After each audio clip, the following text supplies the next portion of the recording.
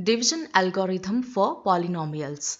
For any two polynomials p of x and g of x, where g of x is not equal to 0, there exist another two polynomials q of x and r of x, such that p of x is equal to g of x into q of x plus r of x, where either r of x is equal to 0 or degree of r of x is less than the degree of g of x. If r of x is not equal to 0, let us understand this by dividing one polynomial with another polynomial.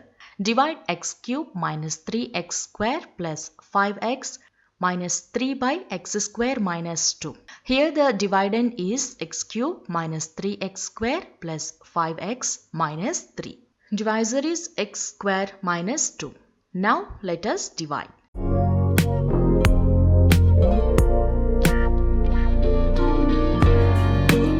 In order to cancel the value of x cube, we must multiply x square minus 2 with x.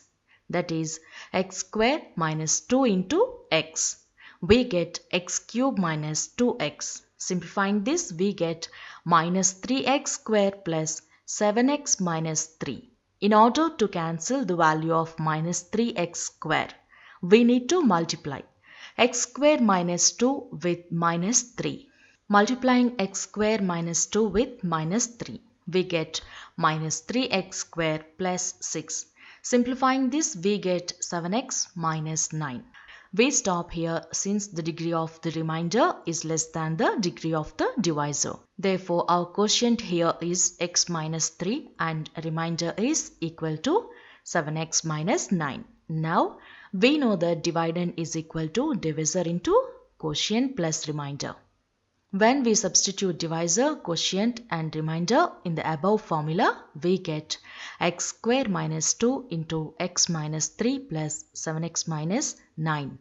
We get x cube minus 3x square minus 2x plus 6 plus 7x minus 9, which is x cube minus 3x square plus 5x minus 3. In this way, the division algorithm is verified.